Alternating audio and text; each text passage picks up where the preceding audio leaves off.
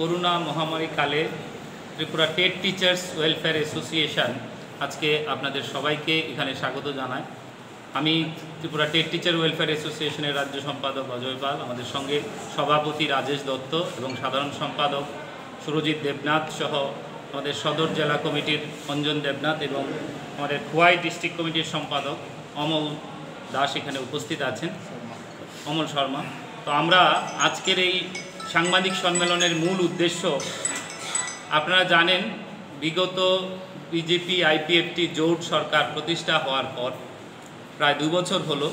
এই 2 বছরে রাজ্যের শিক্ষাক্ষেত্রে যে আমূল পরিবর্তন সাধিত হচ্ছে, সেই পরিবর্তনের সঙ্গে আমরা যারা শিক্ষক সমাজ, শিক্ষিকা শিক্ষক সবাই মিলে আমরাও সামিল আছি।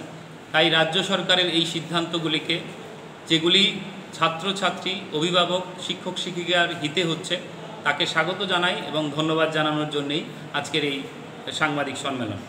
প্রথমত আপনারা জানেন এই সরকার প্রতিষ্ঠা হওয়ার পরেই রাজ্যের ছাত্রছাত্রীদের মেধা অন্বেষণের লক্ষ্যে সাধনা প্রেরণা নামে আমাদের একটি নূতন কৌশল প্রবর্তন করেছে এই সরকার, যা কিনা পিছিয়ে পড়া দুর্বল অংশের ছাত্রছাত্রীকে এগিয়ে নিয়ে আসতে একটা উল্লেখযোগ্য ভূমিকা পালন করেছে। রাজ্যের মন্ত্রিসভা এক ঐতিহাসিক সিদ্ধান্তে প্রথম শ্রেণী থেকে দ্বাদশ শ্রেণী পর্যন্ত শিক্ষার্থীরা দেশের অন্যান্য অংশের সঙ্গে যেন নিজেদেরকে তুলে ধরতে পারে, সমভাবে এগিয়ে নিয়ে যেতে পারে, তার জন্যে এনসিইআরটির পাঠ্যক্রম এবং পাঠ্য বই ত্রিপুরার প্রত্যেক স্কুলে লাগু হয়েছে। একেও আমরা ধন্যবাদ জানাই এবং স্বাগত জানাই। কেন্দ্রীয়ভাবে একদিনে একই সময়ে রাজ্যের সমস্ত বিদ্যালয়ে পরীক্ষা গ্রহণ পদ্ধতি এবং তাতে যে অংশের শিক্ষক শিক্ষিকারা এবং ছাত্রছাত্রী অভিভাবকরা সম্মিলিতভাবে তাকে সফল করেছেন, তার জন্যে Tripura TET teachers welfare association রাজ্য সরকার এবং সমস্ত অংশের শিক্ষক শিক্ষিকা অভিভাবকদের ধন্যবাদ জানাচ্ছে।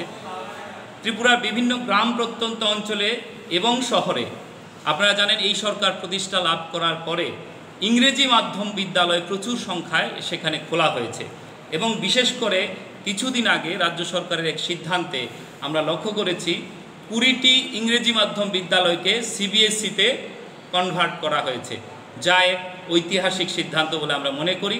তাকেও আমরা স্বাগত এবং ধন্যবাদ জানাচ্ছি রাজ্য সরকারকে, কারণ এই যে সিবিএসই করার ফলে আমরা দেখতে পেয়েছি রাজ্যের গ্রাম প্রত্যন্ত অঞ্চলের পিছিয়ে পড়া অংশের যারা ছাত্রছাত্রী, অভিভাবকরা যারা কম আয়ের, নিম্ন আয়ের যারা আছেন, তারাও তাদের ছেলে মেয়েকে ভারতবর্ষের অন্যান্য অংশের সঙ্গে সমান তালে এগিয়ে নিয়ে যেতে সাহায্য করবে।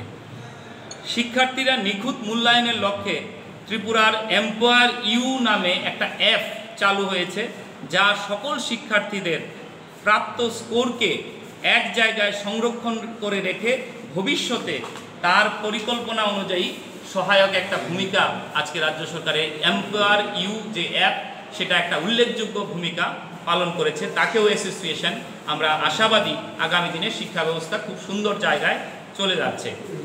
ক্রমাগত ধারাবাহিকভাবে টেট টিচাররা ত্রিপুরার বিভিন্ন প্রত্যন্ত অঞ্চলে তাদের সামর্থ্য অনুসারে আমরা কাজ করে চলেছি এবং আমরা লক্ষ্য করেছি এই করোনা মহামারীর কালেও টেটে নিযুক্তি কিন্তু বন্ধ করেনি রাজ্য সরকার। টেটে প্রায় প্রতি মাসেই আমরা টেটে কম সংখ্যক হলেও শিক্ষক শিক্ষিকা নিযুক্তি দিয়ে চলছেন। তাও একটা আমরা খুব আশাবাদী আগামী কিছুদিনের মধ্যেই করোনা থেকে আমরা যখন বেরিয়ে আসব, একটা বিশেষ একটা সংখ্যায় টেট শিক্ষক শিক্ষিকারা সেখানে নিযুক্তি পাবেন। তাকেও আমরা রাজ্য সরকারকে এই নিযুক্তি দেওয়ার জন্য স্বাগত জানাই। আপনারা জানেন করোনা মহামারীকালে অনলাইন, আপনারা যারা এই সংবাদ মাধ্যমে প্রিন্ট মিডিয়া এবং ইলেকট্রনিক্স মিডিয়ায় আছেন, আপনারা নিশ্চয়ই জানেন ইলেকট্রনিক্স মিডিয়াগুলিতে প্রতিদিন বিভিন্ন শিক্ষক শিক্ষিকারা, আমাদের টেটের শিক্ষক শিক্ষিকারাও আছেন, এছাড়া অন্যান্য শিক্ষিকারা অনলাইন ক্লাস করছে এবং ছাত্রছাত্রীরা তাদের সঙ্গে ইন্টারাকশান করছেন। এটাও একটা খুব গুরুত্বপূর্ণ ভূমিকা আমাদের শিক্ষক শিক্ষিকারা এই ক্ষেত্রে নিচ্ছেন এবং বিনা পারিশ্রমিকে রাজ্য সরকার অনুরোধ করেছে, আপনারাও নিচ্ছেন না, আমরা যারা শিক্ষক শিক্ষিকারা আমরা সেখানে পারিশ্রমিক নিচ্ছি না। এই যে একটা ঘটনা ঘটে চলছে ছাত্রছাত্রীদের হিতে, সেটাকেও অ্যাসোসিয়েশন ধন্যবাদ জানায় সমস্ত শিক্ষক শিক্ষিকা এবং অভিভাবক মণ্ডলীর কাছে।